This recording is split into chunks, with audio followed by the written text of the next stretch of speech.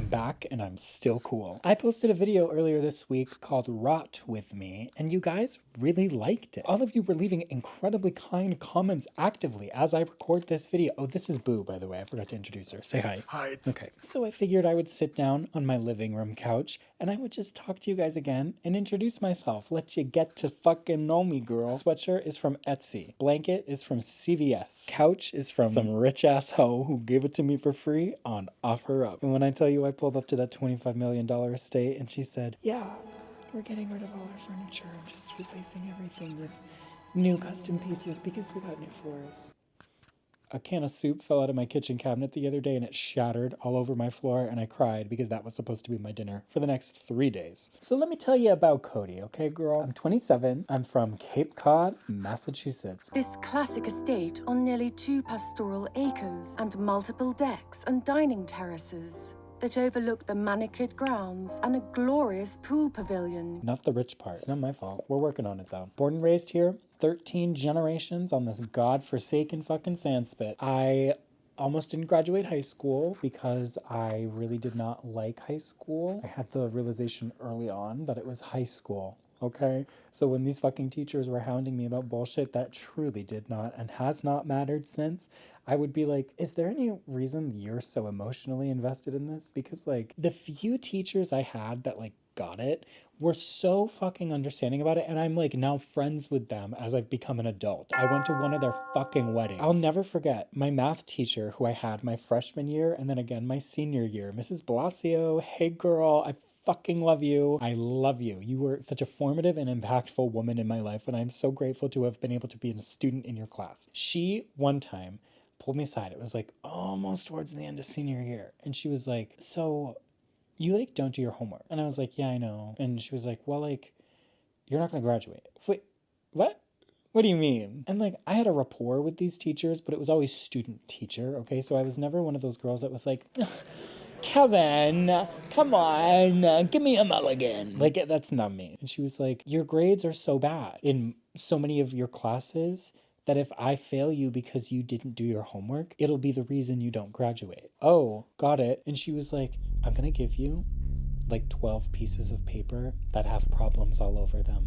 You're gonna take them home and you're gonna solve them. And I don't care if they're correct, but you're going to take them home and do them, wink, wink, nudge, nudge. And when you bring back to me all like 12 pieces of this completed paper, you'll have completed all your homework for the year. Do you understand what I'm saying to you? And I was like, got it. And girl, I barely did that. But in high school, aside from my poor academic standing, I was a theater student. I was the president of the drama department.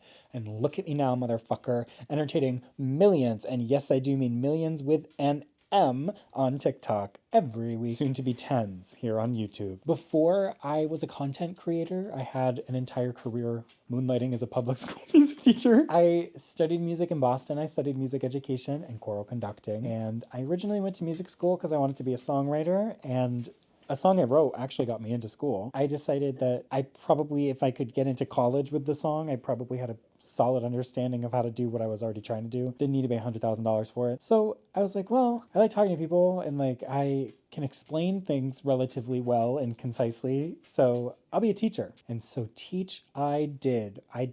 Oh my goodness, I did like lots of stuff in my short little stint as an educator. I did early childhood. So I had like babies, 6 months old, and doing little nursery rhymes and working on gross motor skills and things like that, and shakers and moving our bodies to music and sounds and making sounds with our bodies. I did a ton of elementary school. I did years and years and years of elementary music. I did a show choir for a couple years. I did the vocals and the music and like the instrumentation. So I was in charge of the choir and the band, and I did all the orchestrations and things like that, made sure they could actually sound nice. And then my co-teacher did all the choreography, all the staging, all like the really, because she had been doing it for years and years and was an alumni of that actual show choir. I really just showed up and made them sound good. Super successful. They did great. They were very well received publicly and within the school systems and whenever they did their little competitions, and that was fun. And then I did a couple last years as a high school music teacher. And then COVID came. I started posting on TikTok and it was crazy. I gained 100,000 followers in a year, and every year since then I've gained about 100,000 followers. I just hit 400,000 followers and we are teetering Miss Girl, it is going 400.6, 400.5, 400.4. Currently, we are at 400.3. So who knows? Maybe I'll be at 399,000 followers again, and then we can celebrate hitting 400,000 followers again here on YouTube. But I've been able to make content full time since January 2022, which is super exciting and I love it. I just think it's really important to be like silly. A lot of my friends have described me as like a silly person. I think of myself as like a little cartoon character, and like I put my little clothes on and I go out in the world and I do the little things that my cartoon character is supposed to do, and like none of it's too real, you know? And maybe that's severe mental collapse, okay? Maybe I am so far down into some sort of dissociative spiral that here I am talking to this camera thinking that I have an audience, and I'm in a psych ward, pumped. I'm sitting flued out in McLean. It's just exciting to me to take everything, instead of with a grain of salt, with like a little sprinkle of magic. Music stuff, I don't really do that much musically anymore. Yeah, I have a very tumultuous relationship with music. I love her and we'll see each other again.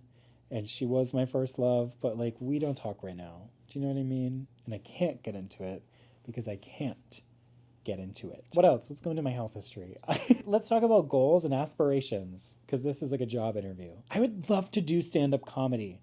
I really think that's something I would be successful at. I have an ability to control a room when I feel really anxious, and I think putting myself in front of a packed crowd where they're looking at me expecting me to do something relatively funny would make me feel really anxious, which means that I would be in control up there. Why do fight or flight when you can be the ATC agent? I also think it would be fun to do voiceover work. That would be really exciting to me. I love doing fun voices, especially with the kids, like making the kids laugh. And I'm sure if you watch my videos and you continue to watch my videos, you'll see me break into fucking accents and little voices and characters and stuff like that. My entire family fucking talks like this. So if you hear me talking like this, I'm either exhausted, I'm fucking tired, or I'm doing a bit. Girl, when I get tired and these ads start dropping, and then I listen back to fucking videos and voice memos and just the fucking shit I was saying the night before, not even drunk, just tired. It's insane. There's no reason for that to be happening, especially when I was teaching and some of the fucking kids would be like, Mr. Cody, why do you talk like that? I don't know, Amanda. Ask your dad. What do I hope for YouTube? I don't know. What can you expect on this YouTube channel going forward? Garbage. Absolute filth. Rotted, gutted, pointless. Truly pathetic installments of what I'll call content for you to enjoy. Spoon-fed to you in 4K.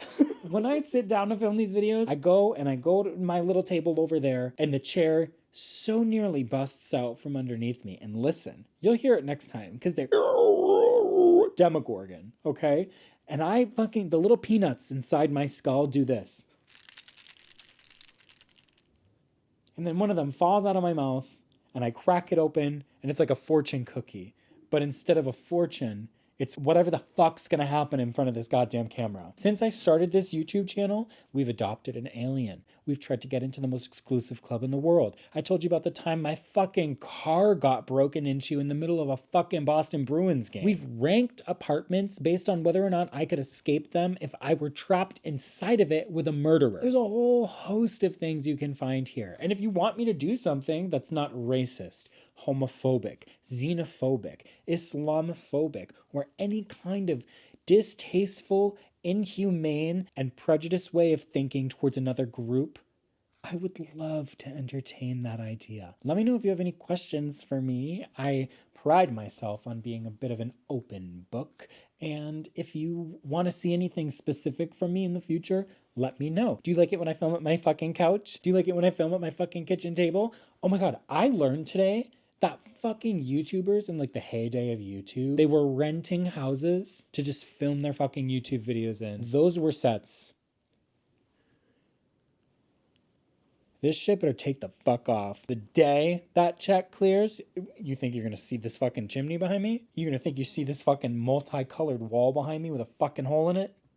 From the door that gets too close to it? No, I'm gonna be at the Ritz factory eating those goddamn crackers when I buy the Ritz company.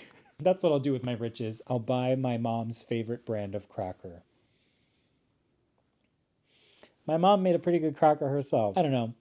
Literally just say whatever you want in the comments. It's fun reading them, and I'm really enjoying watching a little tiny community grow. I feel it bubbling.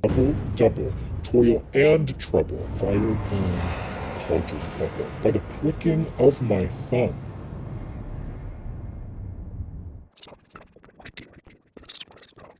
Okay, well that's it. If you want to see me anywhere else, everywhere else, I'm Cody Jacob.